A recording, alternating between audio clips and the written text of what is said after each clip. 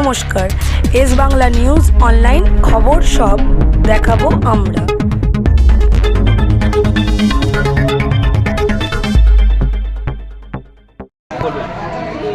দেখুন, স্মৃতি ইরানি দিদির সাথে আমার ব্যক্তিগত সম্পর্কটা খুব সুন্দর। দিদিকে আমি রিকোয়েস্ট করেছিলাম আজকে আমাদের যে অনুষ্ঠান শঙ্খনাদ র্যালি, উদ্দেশ্য হচ্ছে আজকে আপনারা সকলেই জানেন আমাদের যে অন্নপূর্ণা ভাণ্ডারের প্রতিশ্রুতি দেওয়া হয়েছে, সেই অন্নপূর্ণা ভাণ্ডার আজকে তার সূচনা হবে। স্মৃতি ইরানি কলকাতা থেকে এই সূচনা করবেন, আর আমরা তার শুভ সূচনার জন্য একটা প্রভাত ফেরি করলাম আজকে পয়লা বৈশাখের দিন। যারা আমাদের বাংলার সংস্কৃতি বলে তাদের আমাদের দেখে শেখা উচিত বাংলার সংস্কৃতির ধারক বাহক করা। প্রতিশ্রুতির আনুষ্ঠানিক সূচনা।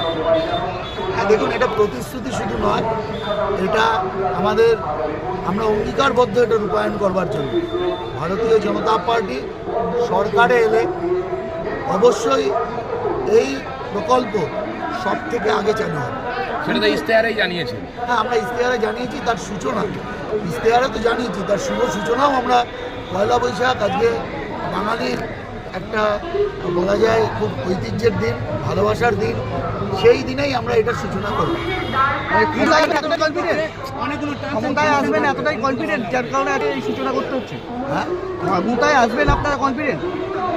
এটা তো আপনারা লিখন করতেই পারছেন। আমার কি বলছে, আমরা শুধু ক্ষমতায় আসবো না, বিপুলভাবে ক্ষমতায় আসবো, সেই দেয়াল লিখন স্পষ্ট। তৃণমূল অভিযোগ করছে এই অন্নপূর্ণা ভাণ্ডার অন্য জায়গায় সেটা এখনো চালু করতে পারেনি, এখনো থমকে গেছে।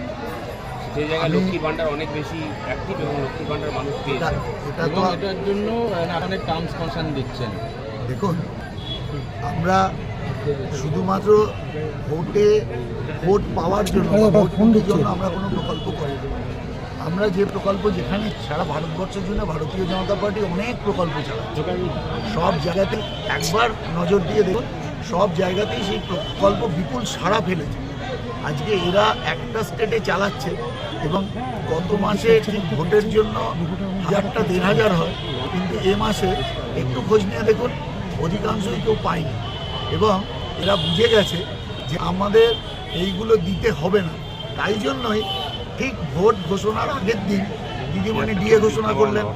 তিনি জানেন তিনি দিতে পারবেন না, তবুও তিনি এটা ঘোষণা করলেন। আমরা ঘোষণার রাজনীতিতে বিশ্বাসী নই, আমরা রূপায়ণের রাজনীতিতে বিশ্বাসী। তাই আমরা